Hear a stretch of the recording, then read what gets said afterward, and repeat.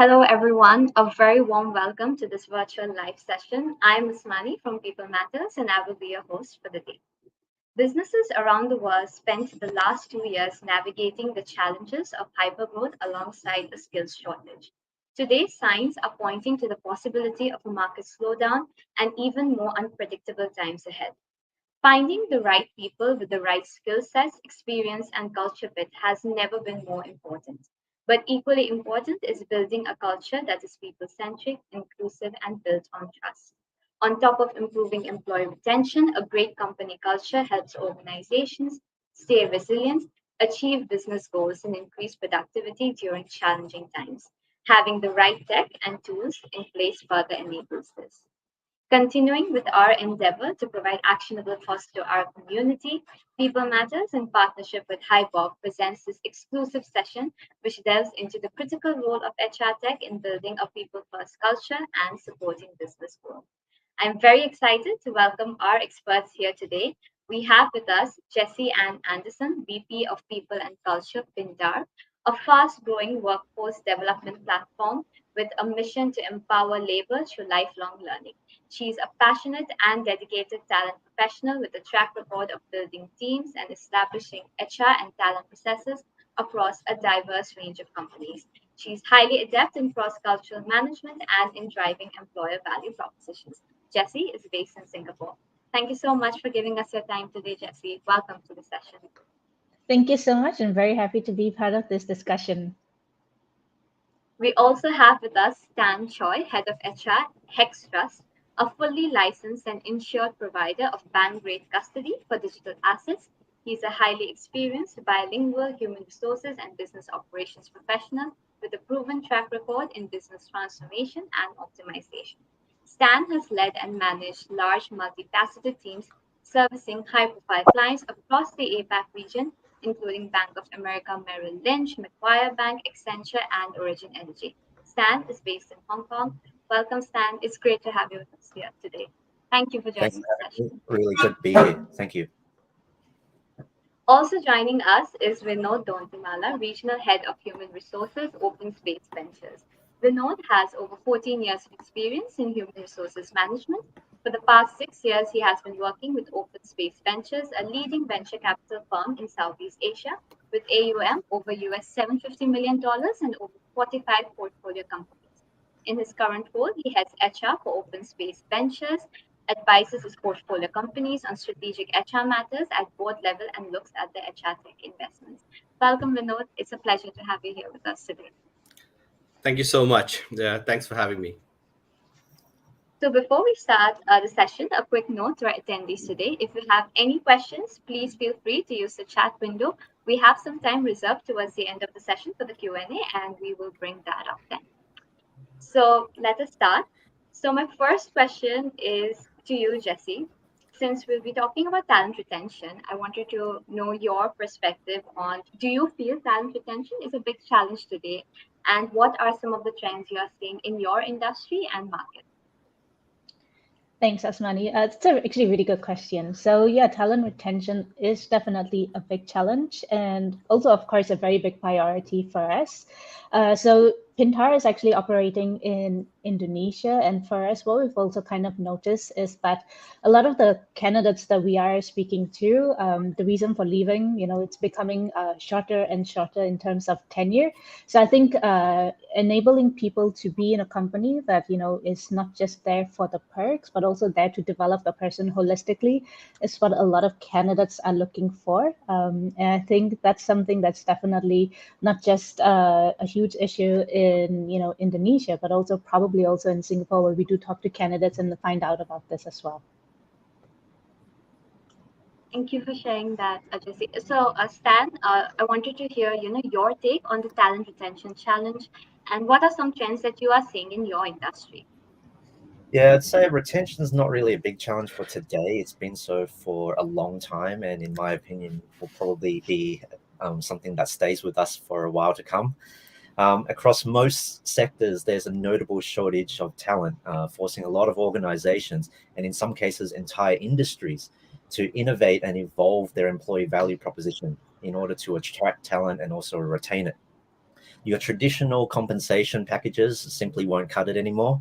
In exchange for their time and contributions, employees now look for and almost expect that you'll be including some non-standard items, things that look after their health and well-being, insurances, lifestyle benefits such as gym memberships, all the way through to a clear demonstration of commitment to their ongoing personal and professional development, such as learning and development programs and then talent accelerator programs.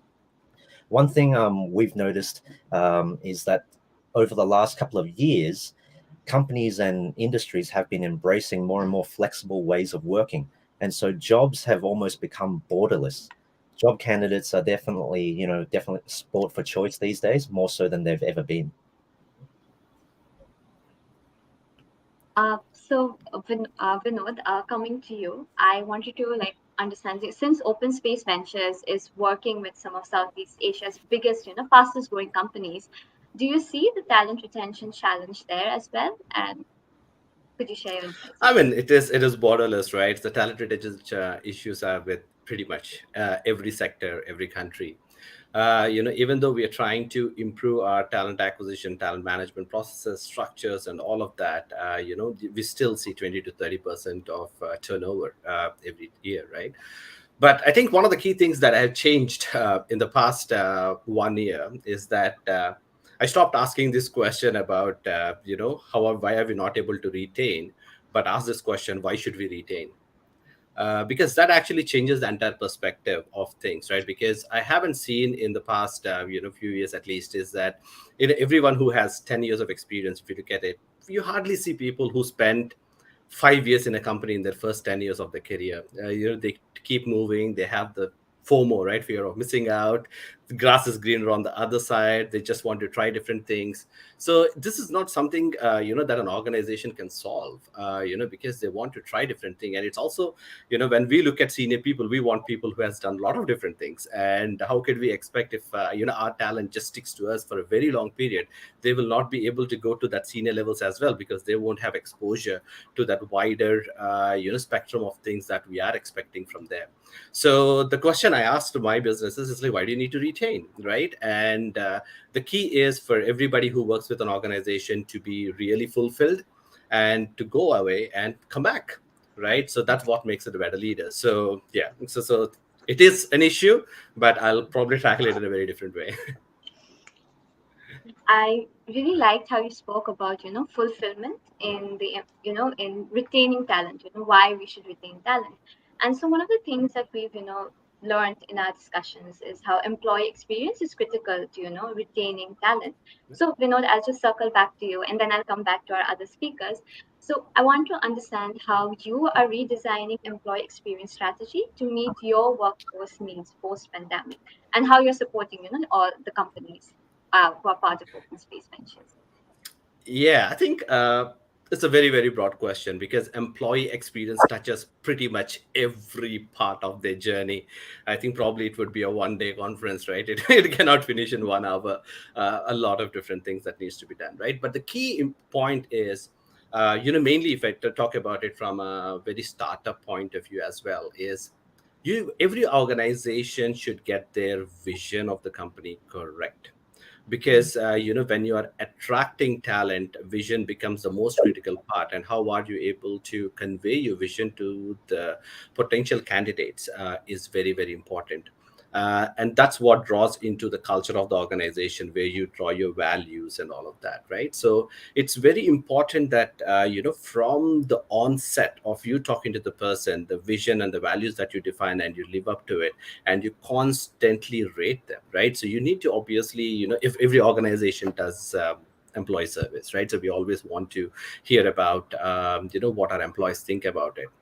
But one key challenge that I see in most of the places that I worked with, or where my friends work with, is when we get the feedback, HR sits, looks at the feedback, and breaks their head on how do we, come up with action points to make things work. But why is it important that only HR has to solve this problem? This is a people problem, and those are the people are the ones who are having those issues.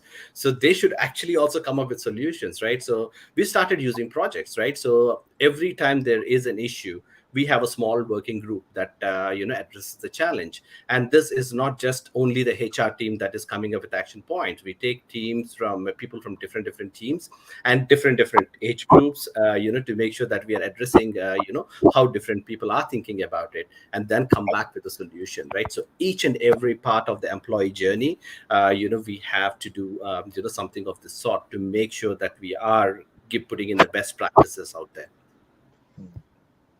I really liked how you emphasized on the collaborative approach when it comes to redesigning the employee experience strategy. So thank you so much for sharing that. Stan, I would like to come to you, and I would like to understand how you are redesigning, EX strategy at Hex Trust.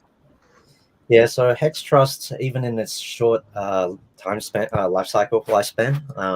has a global footprint which spans across 15 different locations and multiple time zones. So creating a effective way of working is not just a nice to have, but something that's critical to the success of the business.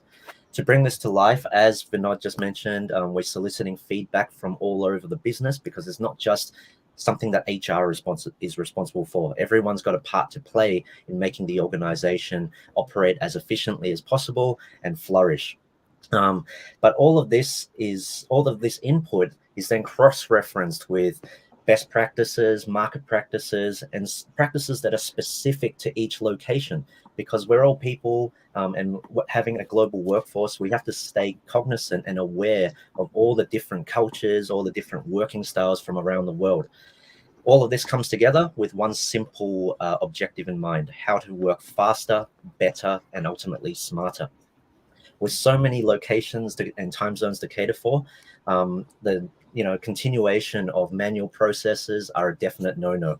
And so leveraging technology such as Bob has really helped to digitize, streamline, and automate a lot of these processes, which typically take the fun out of work and rob employees of the time that they would otherwise be spending on the core activities that they've been hired to do. Thank you for sharing that, Stan. Really liked how you spoke about the importance of working faster, better and smarter, especially, in today's dynamic business landscape. So, Jesse, I'll come to you, and could you share with us, how Pintar is approaching employee experience? So I think for us, what we've done is this year we have just, worked on and focused on redesigning the entire experience. So for us, what we've done is we've really tried to take a step back and figure out a couple of things, which is also redefining, what exactly are the behaviors that also drives our company forward, so that it aligns with our mission. So similar to what one of our speakers have also said, so that when we put it out, we are able to also ensure that everyone is, aligned with what we're doing. We know what the impact we are making. And I think that really aligns also with the people who are joining us nowadays. Everyone wants to be in a company that they personally feel connected to. And I think being in the education technology workspace, people want to make sure that they're also making an impact. It can be directly through our customers or the users. And I think that's what we've really been doing, just driving it so that people understand that they are part of the entire process of making an impact. And how do we also ensure that with whatever we are rolling out, we keep it at the back of our mind, like what is in it for me as an employee? So yes, of course, the company can come up with a lot of initiatives and a lot of processes and programs, but we also want to keep in mind that, whatever we're doing is relevant. So we do have employee surveys that we roll out. We have different methods of also getting feedback from our colleagues.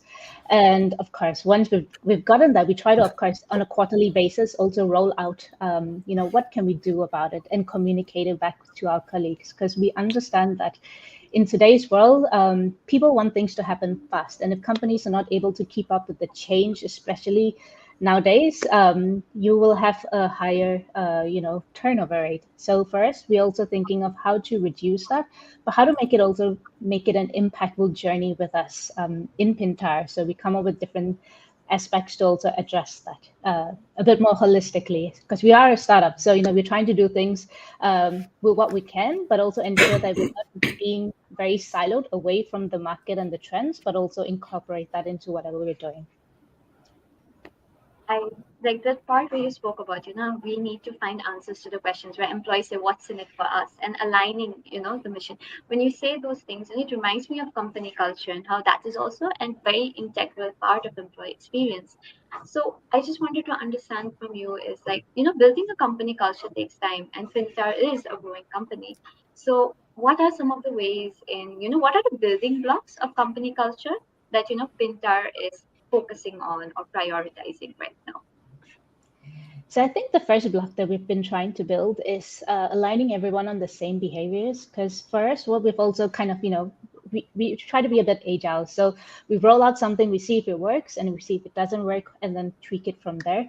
So one, I think, is definitely aligning our behaviors within the company, so that everyone kind of understands, how it is to work in Pintar that makes us collectively successful as a company, but also to have the behaviors that makes us successful to work with each other. So within the team, but also cross team wise. So I think that's the first thing that we have been addressing. And completely like what Stan said, when you have companies that have multiple locations, it's also about localizing the knowledge. So one of the learning points I've had is, yes, I can come with all the behaviors, but how do I localize it according to, for example, if it's in Indonesia, how do we get our Indonesian colleagues to also be part of the process, perhaps also use language in Bahasa to, create videos so people understand it according to the local nuances and not just, we coming with a big idea, but it doesn't make sense to people. So we try to have that balance. And I think that's the first building block for us, like really aligning everyone on what's the behaviors, which we call fundamentals, and how that also, impacts the company in the long run, that we all are collectively working towards the success of the company. Thank you for sharing that. It was a very beautiful point on localizing that knowledge and, adapting to local context when you're building a growing company. So, Vinod, I'd also like to, put forward the same question to you on what should, organizations be prioritizing, when building the company culture? Yeah, I think Jesse did touch upon a few important points about localization. Definitely like what I mentioned earlier, always get the vision right, right? And your culture and your values are always related to your vision. Um, lot of one of the key mistakes that I see, that some of my startups at a very early stage do is their vision is to be the best product of what they are, right?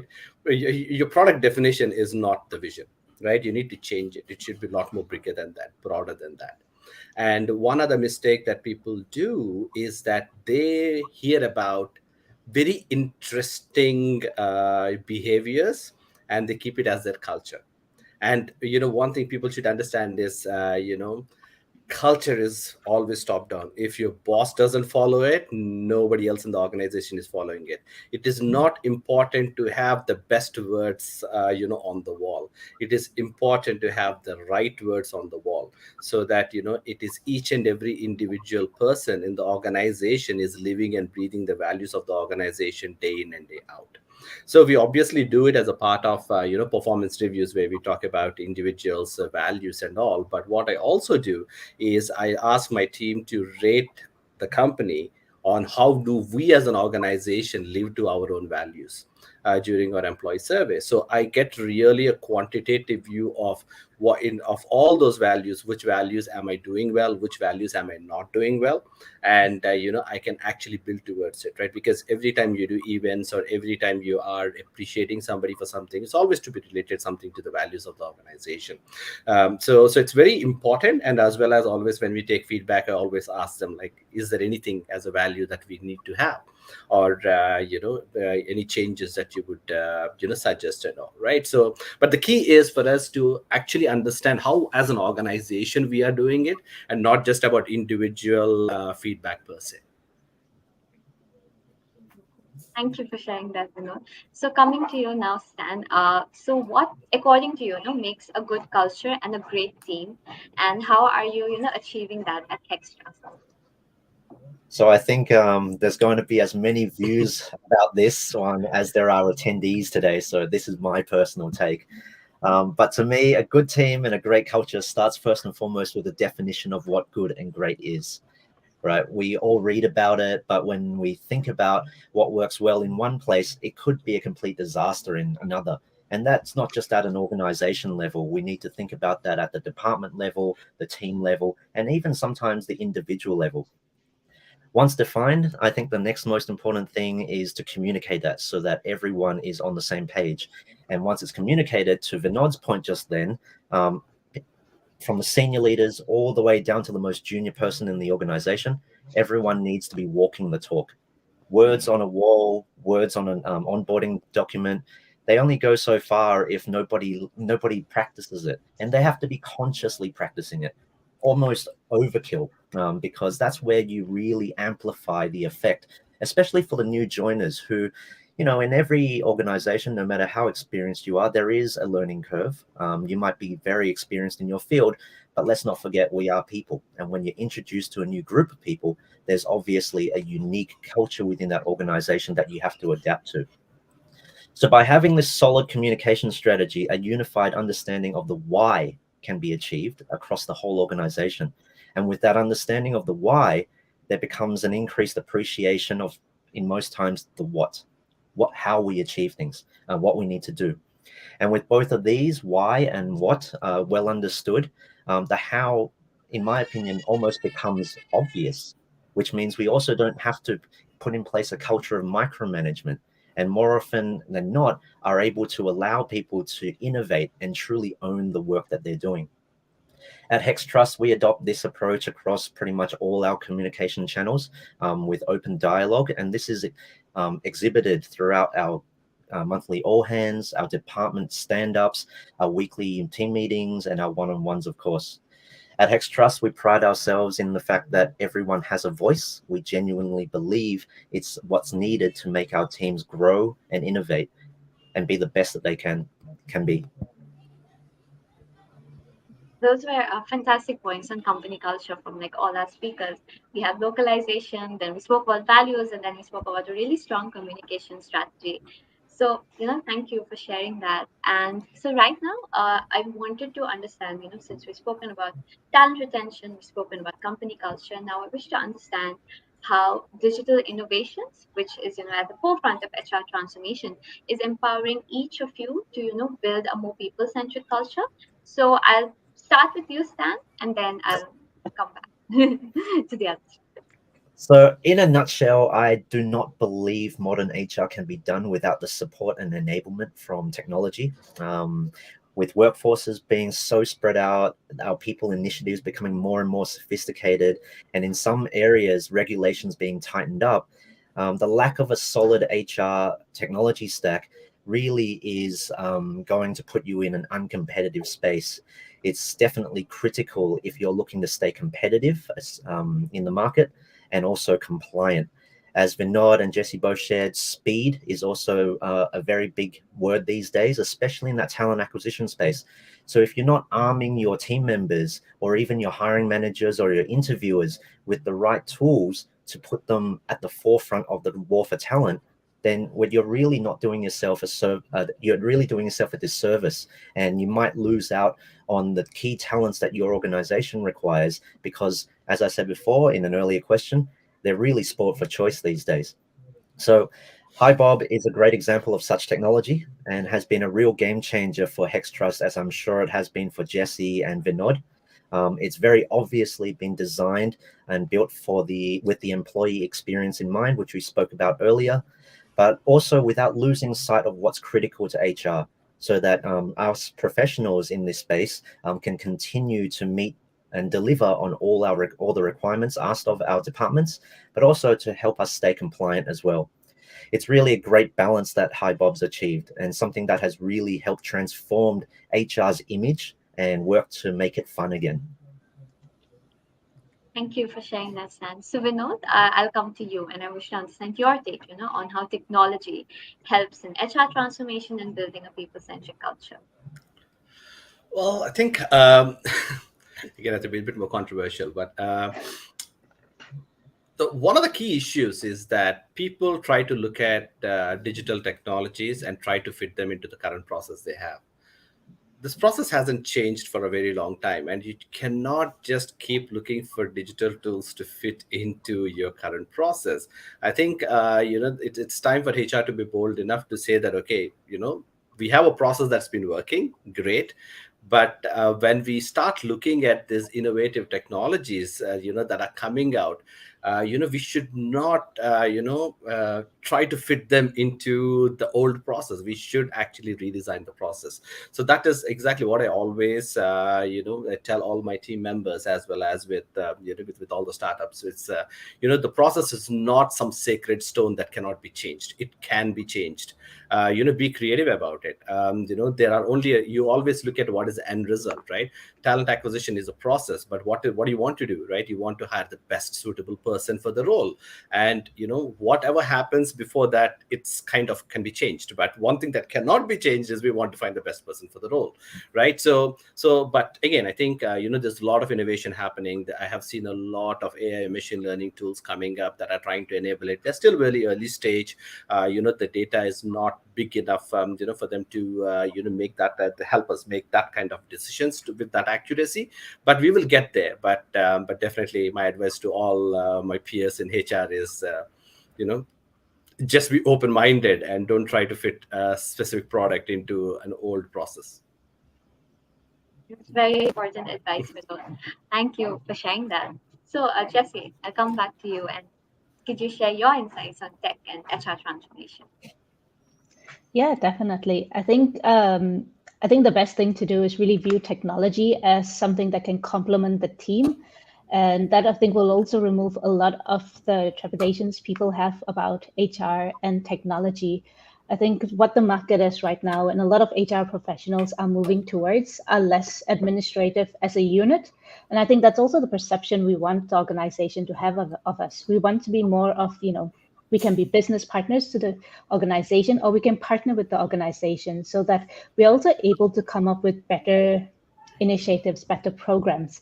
So that's how I think HiBob has also been helping us. It's really enabled us to customize our onboarding processes, for example, our processes using the tool. So we focus more on the people and on the individuals and on the organizations, rather than being a team that is very boggled down by administrative work. And I think that's the charm, that similar to what Vinod also said, how can we also see it as a tool that we can use and customize it, rather than seeing what a lot of other companies are doing and just copy paste, but using technology to also make you as a company stand out. That's what will make us competitive. That enables us to give more personalized experience. Also using the right ATS and enabling it to be a bit more customizable, so that at every single point, we are an organization that has the experience, that also has the more personalized touch. So it doesn't become too much of, it's an automated message that gets sent, but it definitely is a human that is sending a message with some personalized content in it. And I think that's what is also very important for not just the candidates, but also the employees. But it becomes more personalized. There is an experience, and it's not just someone that is telling you to do something, or someone that is just sitting behind a computer and sending out a message. But as employees, we want to feel the, how would you say, TLC from our people and culture team. And I think that's how technology is really helping us to do that as well. Thank you for sharing that, Jesse. It's like beautifully said, like the entire customization, personalization, and the human element of technology. So we have like a lot of audience questions, flooding in. But before we proceed to that, I just had one question to ask all of our speakers, and I'll start with you, Jesse, and then we'll come back to Stan and Vinod. So, Jesse, what according to you, what does it mean to lead with a people first culture? And how do you think, it helps companies emerge better and stronger, especially during these, unpredictable, unprecedented times? So I think, at least from my point of view and in my opinion, people first culture definitely means that, it's not just taking the individual's feedback at heart, but also seeing how you can balance it together with the needs of the organization. But then with that being said, I think being a people first culture is definitely putting the feedback at heart at whatever we do. From what I've also seen and experienced, I think for us as a people-led organization, we take it to heart, we also work on it, and we're able to share it with our team. So we can be a bit more agile in the way we're doing things. And for HR professionals, I think for us, what we should really be doing is not really taking the feedback and just coming up with something that doesn't really make sense, but really understanding understanding people, having focus groups. So going back to the time where you really sit down with your colleagues, you understand what's going on, and you're able to put something that's very impactful. So we're not foreign from the business and from the people, but we're actually doing something that makes sense to everyone in the company, and it really aligns back to what Vinod said. It aligns with the mission, it aligns with the vision of the company, and everyone's on the same boat, moving in the same direction, and being also developed accordingly as well. Thank you for sharing that, Jesse. So, Stan, what is your take on a people first culture and how, it can help organizations emerge stronger? So I think being able to lead with a people first culture comes after you realize, or the organization realizes, that the fact that the people are in fact its biggest asset and most valuable asset. Even with the advancement of technology, especially AI, in this space of AI and robotics, I think it's very fair to say that people are still going to be the ones that are driving the business forward, innovating, and ultimately creating value, at least for the next couple of decades, I hope. And with that, it's important that an organization understands that it needs to adapt as its culture does. With every new joiner, the culture changes a little bit. And with many new joiners, the culture changes a lot. Hex Trust has grown about 100% in just the last 8 months. So you can imagine how much our culture has changed, going from a startup in its early stages to now still a startup in its later stages. It's been really important that we've stayed aware of all these new elements to our culture that have been introduced. And HR's had to be agile, adapting and evolving a lot of its policies, procedures, and then the arrangements so that it is aligning not just to the inbound culture, but making sure that we are still aligning that with what we hope to achieve by way of the company's mission and values, but also the standards that we want to set by way of performance, behaviors, etc., etc. So balance is definitely key here, because with the people first culture, I think a lot of people misunderstand that to be, if I stick my hand up, if I make my voice heard, then I will get that coming through next time or next month. It really shouldn't be that way. At all times, we need to make sure, as Vinod said, it's not just the best person for the job, but it's also the best arrangements for the company. It's not just one person that we're adapting a culture for, it's the whole people, the whole population. My advice here would be to map out and identify what things are quick wins, be really clear and transparent about that, and then what can be won over the medium and long term. And that way you can clearly demonstrate we are listening, we are trying to improve things based on your feedback and after due consideration of what we can or can't or should or shouldn't do. But with the mutual understanding that some things take a little bit longer than others. And as I mentioned before in an earlier question, communicate. Make sure everyone in the company knows that it's not just HR that's listening to them, it's everyone up to the CEO. And wherever possible, we are making the changes. So it's balance of the expectations before anyone starts thinking that all feedback goes into a black box, which it definitely doesn't. Those are fantastic points, Stan. Thank you for sharing those with us. So, Vinod, what's your take on the people first culture? And I'll also, include an audience question here. How can people first culture compete against, compensation today? I don't know. Like the funny part is, I don't understand what people first mean to begin with, right? Because culture is all about people, right? What's culture? Culture is the people that you live with, right? You work with it. When you say people first, it's again, I think they both are synonyms, right? Culture is about the organization, the people who work at the organization. But again, I think there are a lot of things that have changed. In the past, at least in the past, few years that I have seen is that, the way HR has always operated is like, this is some sacred stone. Nobody understands it. Nobody can touch it. Kind of approach to which is a bit more open environment where we can take feedback from other people and we can ask them to get involved in certain projects. That actually changes a lot of things, right? Now people don't necessarily look at it as like, okay, yet another HR project, but rather they look at, this is yet another, people project that we should get involved in to make it better. right? So that's where, when we actually do an employee satisfaction surveys and we get some results and we push people to tell us, what are the things that we could improve upon, and every time there is a point, we actually discuss it with the entire organization. We just openly show it. So, and a lot of people sometimes don't even agree with the ones that what their colleagues mentioned, right? So again, putting in a project groups, making other people also work with HR and then present it to the organization, that actually gives a sense that to the entire organization, this is not just what 4 or 5 people are sitting and talking about HR and giving us what we should be doing, but it is coming from broadly the entire organization and different representatives from different organizations, right? So always the more we collaborate with different teams and with people with different experiences and various experiences, always helps in building that culture of the organization. Compensation is a really interesting part. One thing that we all in HR probably sometimes assume is that people don't talk about salaries because it's confidential, but they always do, right? So I always go with an assumption that people do talk. So there is no real point in paying people at same level slightly differently just because their previous salary was lower or the previous salary was higher. I just standardized salaries up to the absolute as much as I could, right? Doesn't matter if you're joining me as an analyst. This is what you're going to get. This is what you're going to get as an entry senior analyst. And people do take pay cuts to join. People get huge increments to join.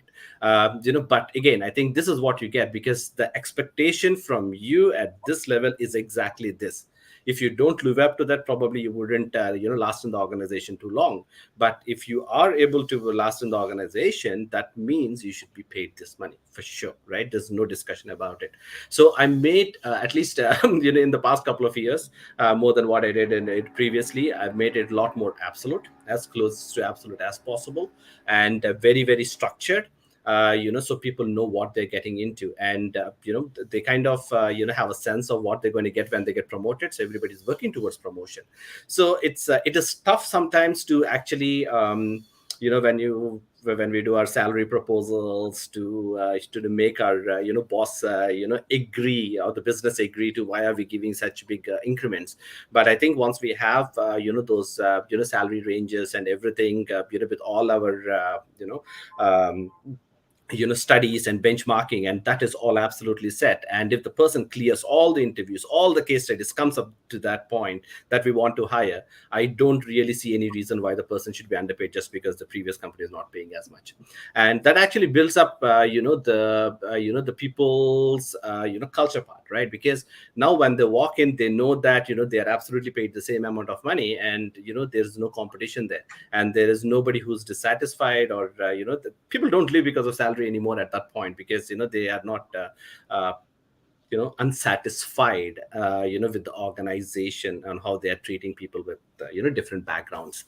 So yes, I think a lot of the things like I said, right, when we talk about employee journey, each and every point is absolutely critical, but there are certain times you need to take bold steps for you to make sure that we are people first culture, but at the end of the day, it is just a culture. Thank you for sharing that, Vinod. A fantastic point. So, Jesse, Stan, any thoughts you have on tackling this challenge of people running out for higher compensation to other companies? Jesse, ladies first. Sure. Thank you. So I think similar to what was also shared about benchmarking the compensation, I think that's one part of the equation. I think the rest is about how do you really make it a very inclusive workplace? How do you develop people, and how do you make it a workplace for everyone, but also keeping in mind the organizational needs? And I think once you're able to check off those boxes, so people are not just running for the next best compensation package, but they're also evaluating the workplace for how it's developed them, how they also see themselves in relation to what the company is doing, how they're making an impact, and how we're also engaging them. So not just having fun activities, but can we also add value to them? So I think once we consider various factors and give it a bit more of a holistic view on how we really engage people when they come into our organization, I think that would really help when it comes to not just running up for the next best compensation, but having a very holistic view on how we actually have our people experience for every individual in the organization. Thank you for sharing that, Jesse. Stan? Yeah, I think it's going to be inevitable that there are organizations out there that are able to offer much higher compensation packages. Especially for those organizations that are more in a startup environment. We don't have bottomless pits of money to just throw around or make counter offers with, right? That said, though, there does need to be some question back internally about why people are looking out externally for these opportunities. Yes, you could argue that recruiters are on the phones all the time looking for talent to move around, but you cannot remove the fact that there are individuals who are out there looking for that next opportunity. So really, the question comes back in-house. Are we laying out and defining the career opportunity, the career path, the opportunity, the growth opportunity that they have by staying with the organization? Are they completely clear on the mission and the vision and all the different projects and initiatives that the business is currently engaged in that will take it from that its current status into that next status, where it will be able to extend bigger and better compensation packages?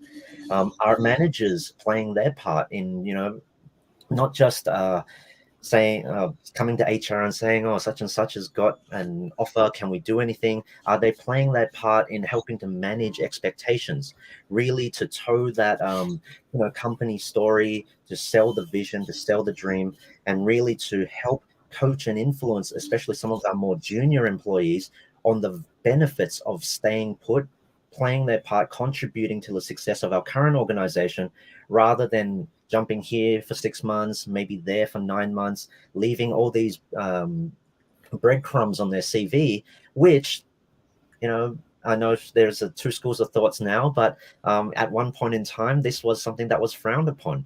And yes, you might have got 20% increase every single time you moved. It's got to stop at one point, because at one point people are going to turn around and say, the role you've actually applied for, it pays this, as Vinod said. You're currently being paid this. You're overpaid, right? And that becomes a very, very difficult story. And if they're unlucky to be wanting to leave an organization where they are unhappy, then they'll find themselves in a predicament where they can't actually move without facing up to a very material pay cut. Thank you for sharing that, Stan. This is a very important point. So, one interesting audience question that we have received is, how can organizations promote a people-first culture without promoting self-entitlement? So, are there any takers to that question? Okay, let me take that. Right, I think when you do a survey, it is anyways a self-entitlement kind of a thing, right? Because people are giving their feedback purely based on their assessment about the organization. So you want to obviously receive that, and then you actually collate it with everybody in the organization, and then you present it, right? And you obviously tackle two things, right? The low hanging fruits, as well as the ones that are really an issue. And so if everybody is saying the same thing, then you definitely would work on it. But if there is one odd person, obviously you can't really. But it is fun to look at how different people look at the same culture and think very differently. But again, I think the key is the moment you show them if what all your peer group of 40, 50, 100 people have answered for the same exact question without much of a filtering, people's perception would change. Actually, that would change, because now they sometimes feel shy that they even it's anonymous survey, nobody knows who wrote what, but the person who wrote it actually knows it, right? So when they read that exact same statement, they would be like, I have been a bit off here, right? So again, I think that's also motivate. And if there's so many people who are saying something that's not so good, we have to change. And that's where like Stan mentioned, its communication is so important. I don't want to put confuse between communication and transparency here, but communication is so much very important, right? You need to be transparent to a point. You need to make sure you're getting feedback. You're making sure, telling people that this is the feedback that we received, and these are the action points that we are going to work on. But also open it up, saying, say, do you think after looking at this sheet, are there any other priorities that should we focus on? And if people come back saying that yes, there are other priorities that we should be focusing on, then so be it. We will still discuss about those points. But otherwise, it is good to be transparent to a certain extent, as much as every organization can be, and then communicate. Definitely. Sam, Jesse, anything you would like to add to this? I'll just add a few points. I think definitely data is one. Numbers is definitely the way to go, and that's how we can also add better value. So that's not just one person that is saying we need to do this, but everyone else is saying something else. I think that was pretty much what I really wanted to say. Use the survey, but also use the data, and that's how we can also make better decisions on what should be worked on. And communication is definitely key, which is quite funny because I was just having a training earlier today on communicating and managing change in the organization. Sam? Yeah, I completely agree with what Vinod said. Being transparent about as much as you can, coming out from a survey, making sure the data that comes back is presented in a way that's easily accessed and understandable across different levels of the organization, making it clear what we will and won't do, and for those that we won't do, making sure people understand why, whether it's a physical impossibility or something that currently doesn't have a place in our organization at this point in time. And then most importantly is actually to execute within the communicated timelines. I think a lot of frustration comes from people, employees, when HR or even the CEO says one thing, and then before you know it, months pass before anything gets done. And sometimes even the next survey comes along and you once again see the same comments. So it's really important to get upfront agreement and commitment at an leadership or an executive level, so that when you go out and loud and proud say, we're going to do this, we heard you, you have the resources, you have the support, and in some instances you have the money to go ahead and execute. And that way people, when they see the results from one survey to the next, they can genuinely feel that they're being listened to, so that next time when we ask them for inputs, they're more willing to give it, and give it in a more open and transparent manner. To Vinod's point, I do also agree with sharing some of the negative stuff as well that's been said during the surveys, because in most cases, you're probably going to get 95% promoters or neutral. And then no matter what you do, you're probably going to get a few percentage points where they're always going to be unhappy at something. So being very open and honest about that, showing it in front of, say, everyone at a town hall, it really puts the question back in that person's mind. Everyone's seeing this as a positive. Am I the only one who's different? What am I missing? Why can't I appreciate this like the other 95% of people? So it's also about bringing a lot of these people on for this journey, and hopefully helping to reduce that 3 or 4% down to 0 or 1 or 0. Those were wonderful points shared by all of you, especially on employee feedback and how companies can process those employee feedback in more genuine and meaningful ways. I know all of our panelists have spoken about the different ways in which technology and people first culture have been implemented in their companies, but we also have an audience question, and we were hoping that all of you could share like a specific example of how people first culture has been implemented in your organization, and how has it been showcased. So Jesse, can we start with you? Sure. I guess a very specific people first culture. I mean, culture is not just, me as HR or, the CEO, but it's about us. So I think what we have done very specifically, let's just say for onboarding, is really taking feedback on board, and we have also gotten like pulse surveys sent out on the first month, also feedback on the entire experience that they've had, and to make it people first is we take it into consideration. We look at what's the priorities and what are the things that have been flagged many times, and we work on it. So I think that's one way to also show in a very specific way what does people, culture mean for us, that we actually listen. So we not just listen, we take it into consideration, we act on it, and we communicate it out so that everyone whose feedback is taken into consideration is used to make everyone else's experience who comes on board in the future better. So I think that's one very specific example. That we can say, very people first led. Thank you for sharing that with me. Stan, could you share an example? While I've talked about a lot about communications, we can always do better. And then one of the observations that was made following our most recent engagement survey was specifically about communications. Not that we don't do enough of it, it's how we do it. Especially in that new joiner onboarding space, where it's really critical for when a new joiner comes on board to know the entire landscape of the business, which departments do what they're responsible for. And one of the things that came out was that new joiners somewhat felt that they were left to their own devices. There just simply wasn't enough information, or information was not centralized enough or easily accessible enough for them to really get up to speed and hit the ground running, as quickly as possible.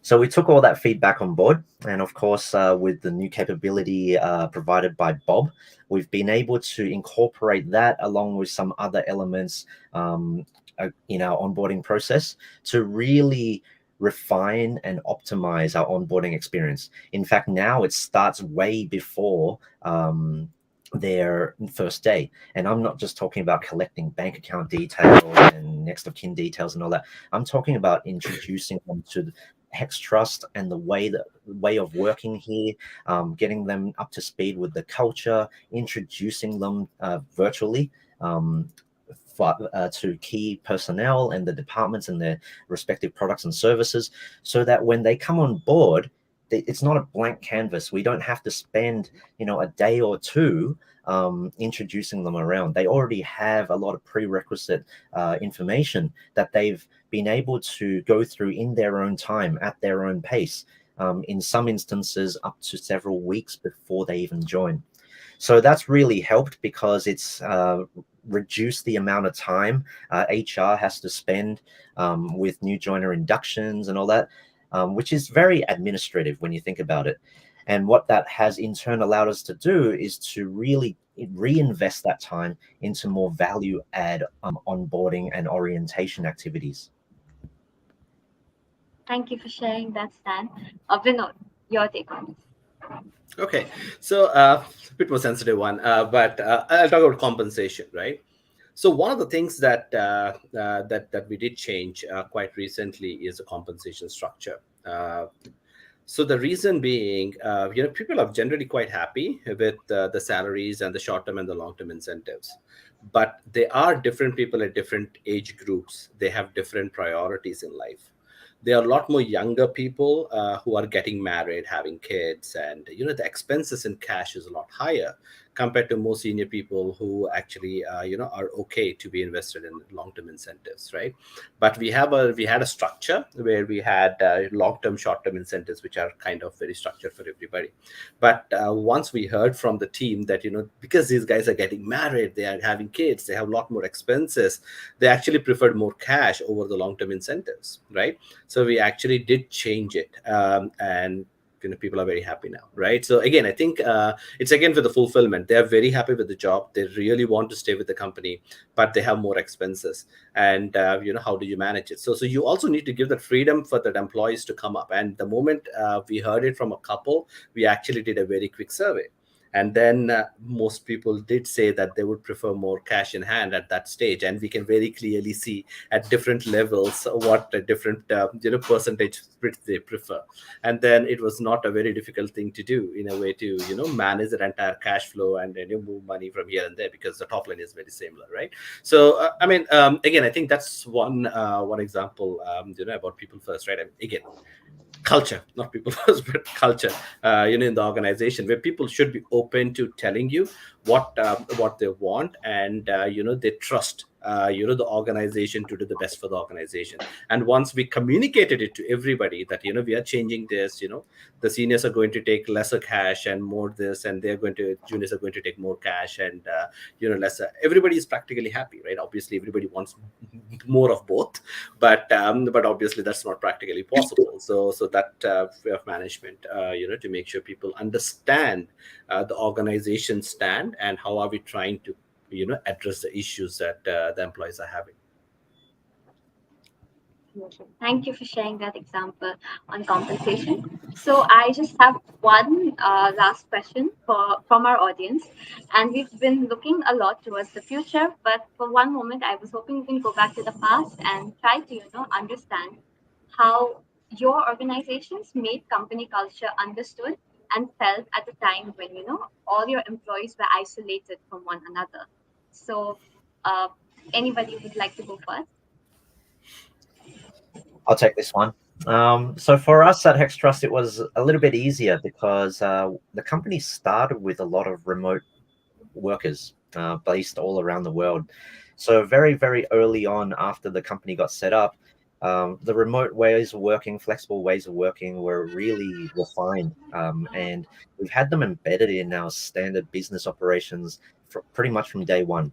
So using all the communication tools at our disposal, whether it's video conferencing like this, chat or Slack channels, all of that has been very well adopted across the organization.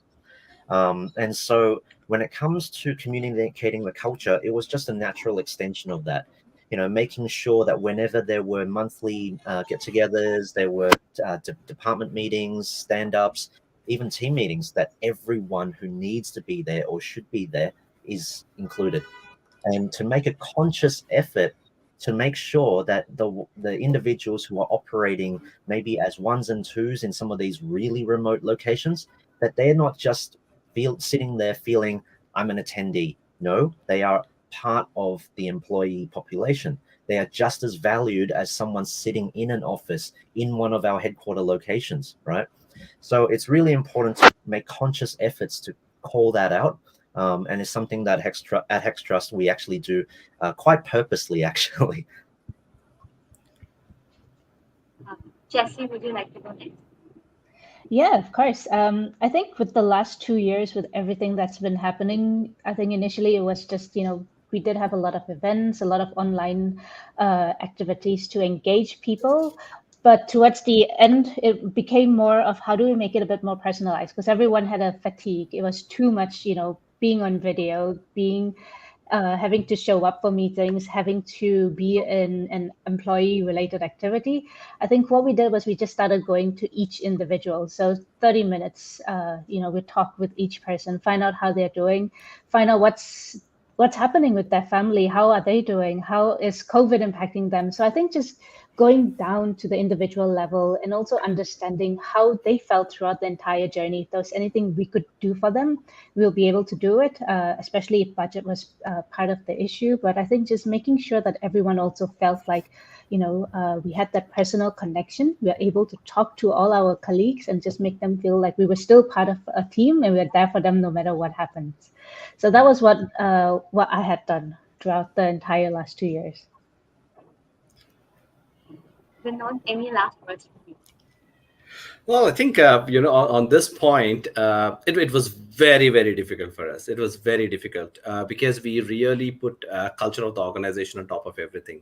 And it's very difficult for people to feel the culture when you don't meet people, when you don't, gather around, the energy, the buzz is so different when you are on a Zoom call. So it was very difficult for us to actually showcase the real culture of the organization for all the people who joined during the pandemic. Thank God nobody quit yet. But it is time for us to showcase that energy to them. But again, I think one of the key things that we have done is it's not just about me talking to each one of them and saying how they feel and all of it. We started this mentorship program where one of the senior members of the team, from a completely different department, actually talks to them once every fortnight in the beginning, and then after that once every month, so they become a mentor, emotional support.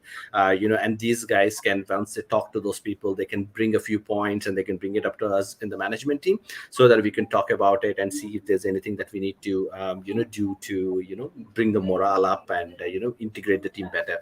But it's very tough, right? I think we actually did a lot of stuff on Zoom, but Zoom can actually only take you thus far, right? But yeah, I think we tried a lot of different things, but we very quickly ran out of ideas. We did not think that it's going to last 2 years. When we were having a team gatherings on Zoom, and we were like, let's talk about this, let's talk about that, and we were like, it's been 6 months, we have no more ideas about on how do we do this anymore. And it was tough. It was tough for collaboration, and it was tough for managing the culture with the new employees. But now we are back to normal. Glad. Well, thank you for sharing all those, wonderful insights with us, Jesse, Stan, and Vinod. So, in the interest of time, we'll have to wrap up today's session. I had a wonderful time learning from all three of you, and you shared some critical learnings and great examples that will be key takeaways for our audience today. So, thank you so much for your time. I would also like to thank our partner for this session, HiBob. They are a modern HR platform for modern HR businesses. For more detail, you can visit their website, www.hibob.com. So, with this, we end the session. Thank you once again for all your time. A big thank you to our audience. And please feel free to add your feedback in the survey link in the chat section, because your feedback matters. So, thank you once again. Have a great day. And we'll keep you informed on more upcoming webcast sessions soon. Thank you. Bye. Thank you. Bye bye. Bye bye. Thank you.